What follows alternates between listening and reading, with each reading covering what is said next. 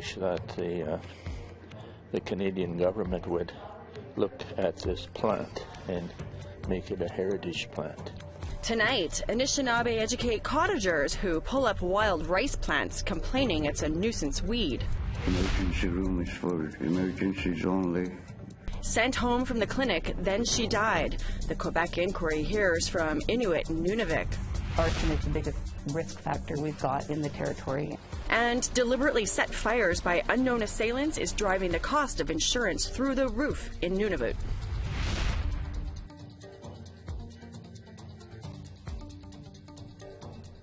Good evening. Welcome to APTN National News. I'm Melissa Ridgen. What would bring an Ojibwe elder, a wild rice harvester, and a playwright together? Education, support, and solutions to save wild rice. Annette Francis explains. The wild rice on Pigeon Lake has been a contentious issue around Peterborough, Ontario for years. So much so that playwright Drew Hayden Taylor wrote a play about it. The title itself, Cottagers and Indians, is a play on cowboys and Indians. And I think what is interesting about this play for other people is that it's an exploration of contemporary native, non-native relationships. The tension started 3 years ago when cottagers on Pigeon Lake began pulling what they called a nuisance weed from the rice beds. They also formed a group called Save Pigeon Lake to rally support for their efforts to destroy the weed. Things came to a head once again 2 weeks ago at a local meeting where cottagers and Indigenous groups faced off. That's the reason this panel was planned, to help shed light on the issues and educate the public about wild rice. As they were set to begin, the power went out and a citywide outage sent everyone home. Pigeon Lake is located on the traditional territory of the Anishinaabe. Elder Doug Williams from Curve Lake First Nation says the growth of cottages is invasive. I only wish that the Canadian government would look at this plant and make it a heritage plant and protect it forever. Because we're going to have these unscrupulous people with their own ideas, only advancing the increase of the cost of their properties, and it all adds up to me a very just not much thought given it. The cottagers say the wild rice is destroying their view of the waterfront and impacting their use of the lake. James Wheatung began reseeding the wild rice about 35 years ago.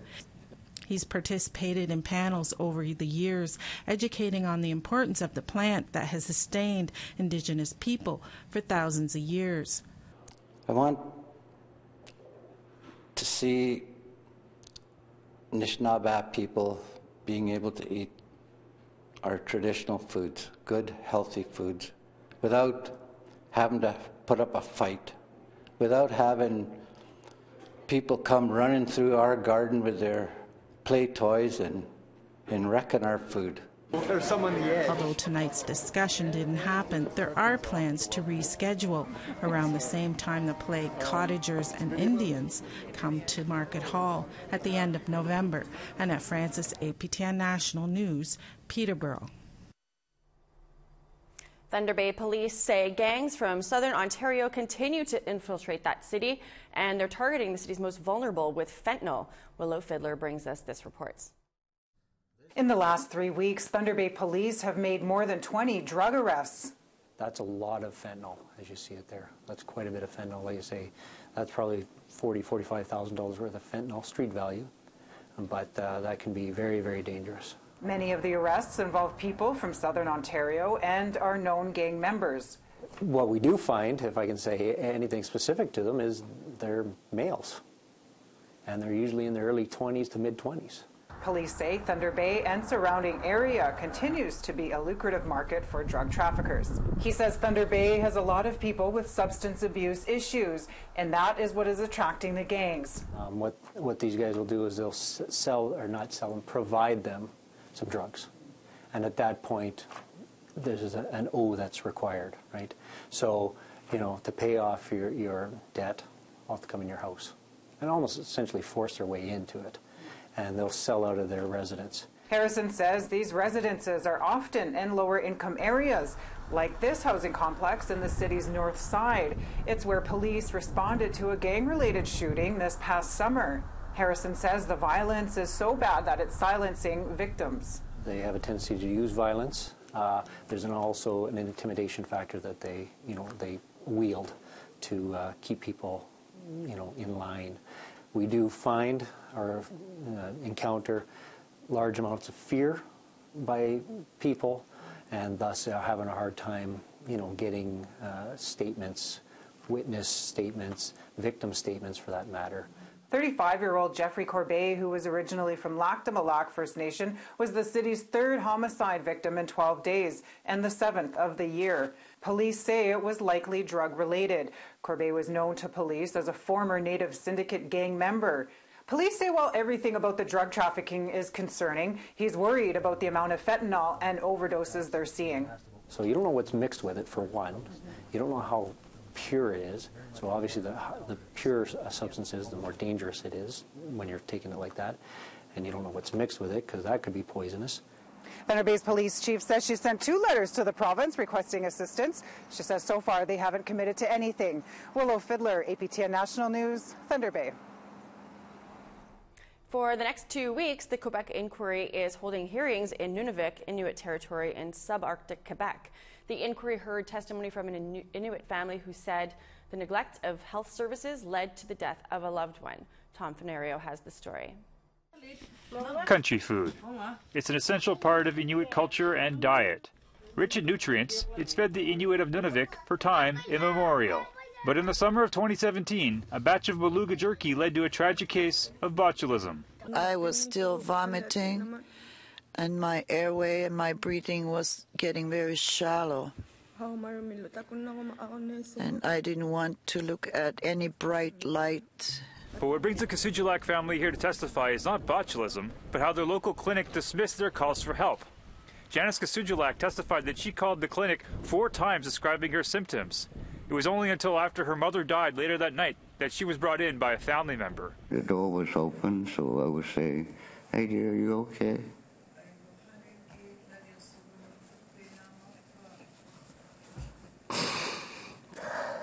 There was no answer.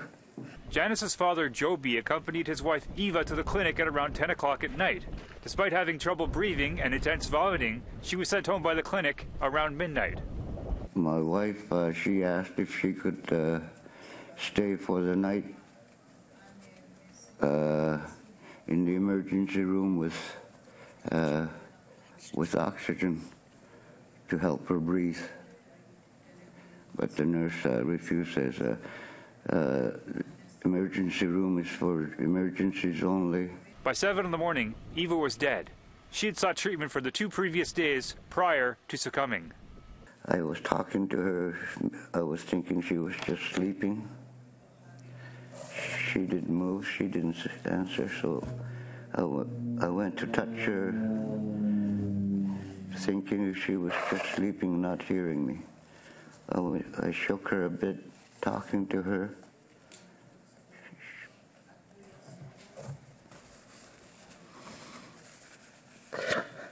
This incident took place in the Nunavik village of Inukjuak. Janice and her 2-year-old daughter only survived their cases of botulism after being medevaced to larger cities for treatment. Do you think it would have been different treatment if that situation would have occurred with a white person going to the clinic? That person would have been on a medevac in an hour or so, because I seen it with teachers and other people, white people in town. The Kasujulak family also testified that other Inuit from Inukjuak have been sent home from the clinic only to die the next day. After community complaints, Joby testifies that things have improved a little at the clinic. For him and his daughter Janice, it's cold comfort. I just hope that nobody ever goes through that, what we went through. Tom Fenario, APTN National News, Coujarapic, Quebec. It's time for a short break, but when we come back, 3 new schools for Northern Manitoba First Nations. First, here's tomorrow's weather forecast.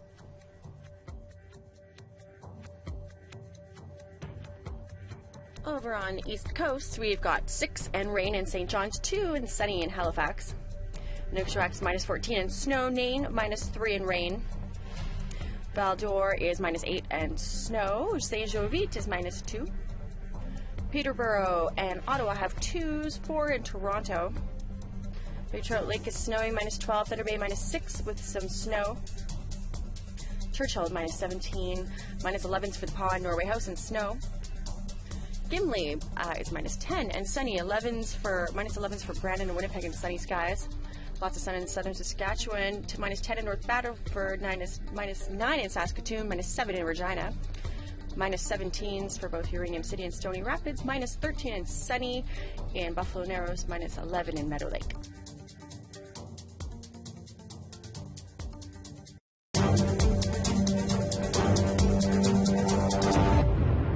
And welcome back. The federal government has announced they're building new schools on 4 northern Manitoba First Nations. Here's Brittany Hobson with the details. In a Winnipeg office, chiefs are using a virtual reality system to see what the future of high school education will look like in their communities. On Friday, Minister of Indigenous Services Jane Philpott was in the city to celebrate a new infrastructure project for 4 northern First Nations. Construction on 4 new schools and 1 major renovation starts spring of next year. The schools have been designed with the needs, the traditions, the perspectives of First Nations peoples in mind. New schools are being built in God's Lake Narrows, Mantosipi, and Wasagamak First Nations. Bunbonabee Cree Nation will also see a new high school and renovations on their current elementary school. $248 million has been allotted to the project. Philpott says it's the largest infrastructure contract awarded to First Nations in partnership with the government. This is critical for remote communities. Children will not have to leave home. They will not have to leave their parents, their grandparents, and aunts and uncles. They will be able to complete their high school education surrounded by the land, surrounded by their loved ones. In God's Lake Narrows, schooling only goes up to grade 9. In Mantosipi, it goes up to grade 11. Wasagamak Chief Gary Knott welcomed the news, but says it's taken too long to get to this point. Our students, early years, middle years, and high school students have been cramped into one building with 4 portable classrooms since 1976. And we are feeling that 42 years is too long to wait. The projects also open up economic opportunities for the communities. God's Lake Narrows has already started training 50 members to work on construction. Chief Gilbert Andrews says the new school will help bring in teachers. We don't have much right now to attract quality teachers. We have our own teachers, but we're still short in a lot of areas. He added the community is looking into post-secondary options as well. We're trying to get a satellite training center from one of the universities, the University College of the North, or we partner with the Assiniboine Canadian College for training courses right now. So those kind of spin-offs is what I'm talking about. You know. The schools are set to open in fall 2020. Brittany Hobson, APTN National News, Winnipeg.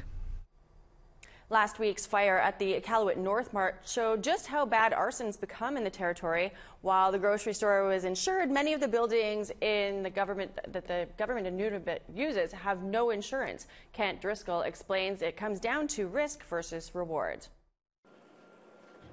This is Peter Pitzelak School in Cape Dorset, one of the newest schools in the territory. The reason it is here is because the previous school burned in an arson fire in 2016. In 2017, another Nunavut school was burned to the ground. Nunavut saw its insurance deductible skyrocket, so high that some of the buildings are worth less than the deductible. The new deductible? $20 million a building for schools, $1 million for other buildings. That doesn't include health centers. The government keeps them insured regardless of value because replacing them quickly is such a priority. That means if a government of Nunavut school is worth less than $20 million, it isn't insured. That adds up to a lot of buildings. Joanne Falconer handles insurance for the government of Nunavut. Well, they're all insured for liability. All our buildings are insured for liability. We do have a number of buildings that are under the deductible limit, and depending on the type of building, the deductible is different. We have about 200 buildings under the deductible limit and about 7 schools. Why does Nunavut leave so many buildings uninsured? The government of Nunavut leases or owns just over 600 buildings and owns 44 schools. Basically, 1 out of every 3 government of Nunavut buildings has no insurance except liability. The answer? It makes sense financially. It's a business decision is what it is. And it's not that we're uninsurable. It's whether or not it's worth our while and worth our money to pay that much to insure a building. At a certain point, there's a cost benefit we have to take into account. According to Stats Canada, Nunavut's arson rate is the highest in the country. In 2017, the Canadian average was 1.35 arsons for every 100,000 Canadians. In Nunavut, for the same time period, there were 10.53 arsons per 100,000, nearly 10 times the national rate. That sounds bad. It sounds worse when you realize that 10.53 was Nunavut's lowest arson rate since 2013. It's not ideal. I mean, it's arson is the biggest risk factor we've got in the territory, and schools are the target for the risk for the arson attempts for the most part. Other jurisdictions have different issues. In BC, you pay more because you have to worry about earthquakes. In most of the country, you have to worry about forest fires. We don't have those kind of issues, but we have arson. In Nunavut, everything is connected. An arson fire at a school means at least $20 million in spending before insurance. That comes out of government revenue. When a fire takes a Nunavut building, that's less money for all the other problems Nunavut faces. And for a territory where every problem could use more funding, those arsons cost everyone. Kent Driscoll, APTN National News, Iqaluit. Still in that territory, the Nunavut Wildlife Management Board has wrapped up 4 days of meetings to help the government decide how many polar bears can be harvested annually in each Nunavut community. Members of government, Inuit organizations, and hunters and trappers organizations piled into the Cadet Hall in Iqaluit for the hearings. While many scientists say the polar bear population is in trouble, Inuit argue they see more polar bears now than ever and want the quotas to go up. They also want a more flexible management system where quotas can be moved around. I would like to see that transferable policy within the plan, where RWOs, Government of Nunavut, or 3 regional, wherever the transfer may take place, the regional bodies could sit down together with Government of Nunavut whether these tags would be transferable. We need to take another short break, but when we come back, tributes to Métis leader Louis Riel on the anniversary of the day he was hanged. But first, here's the rest of tomorrow's weather forecast.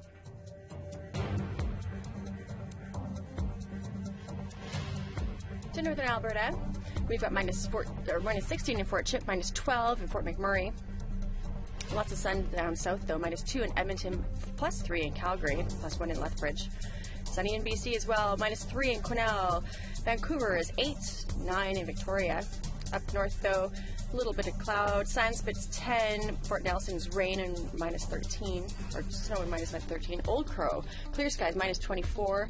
Mayo, we got snow and minus 13.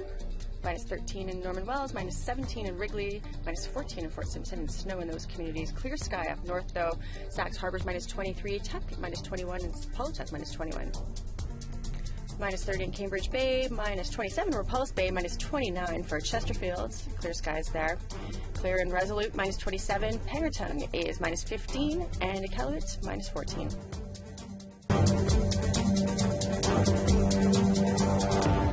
Welcome back. A ceremony was held at the St. Boniface Cathedral grounds today, commemorating the life and legacy of Métis leader Louis Riel.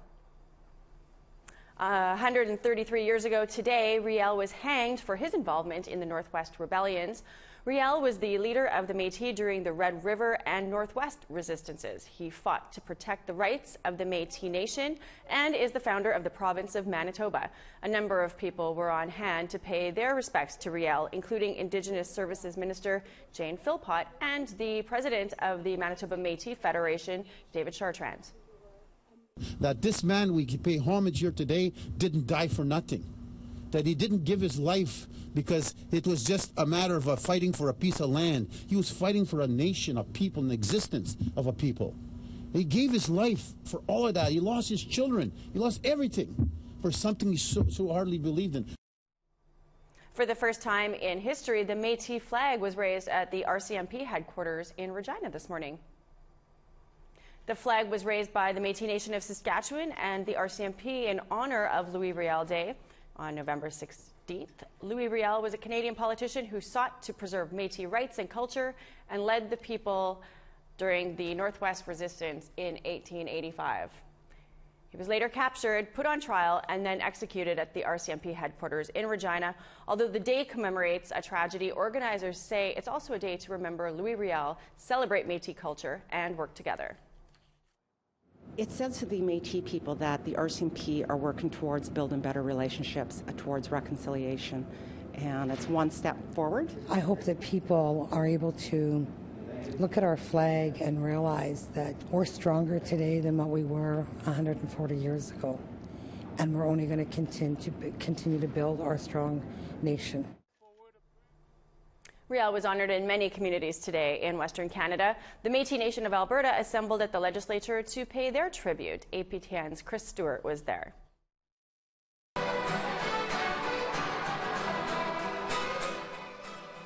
Hundreds attended on a cold, snowy morning in Edmonton to pay tribute to Louis Riel, the man who gave his life for the Métis people across Canada on this day in 1885.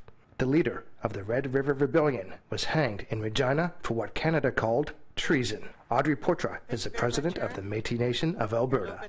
November 16, 1885 marked the darkest day in the history of the Métis when Louis Riel, the legendary, the leader, the visionary, the hero of the Métis Nation, was hanged in Regina. So each year on this day, we remind ourselves of the ultimate sacrifice made by our leader, Louis Riel, to ensure our continued existence as a Métis Nation. Federal Minister of Natural Resources Amarjeet Sohi was in attendance and spoke of continued reconciliation with the Métis peoples. We cannot forget these injustices, and we must continue to work to correct them. As we remember our shared history, we must move forward on a path to reconciliation. Portra reminded those gathered that Riel was a real person with hopes and dreams, and his sacrifice ensured that Métis would not only survive after him, but thrive. Riel was the undisputed spiritual and political leader of the short-lived 1885 resistance. He never carried arms, a man of great vision and a prophet. He was influenced by his belief that he was chosen to lead the Métis people, and his faith in God gave him the strength in the face of death. Chris Stewart, APTN National News, Edmonton. That's all the time we have tonight for your news. I'm Melissa Ridgen. Thanks for joining me. I will see you back here tomorrow night with your weekend news at 6 p.m. Eastern Time and 5 o'clock Central. Thanks.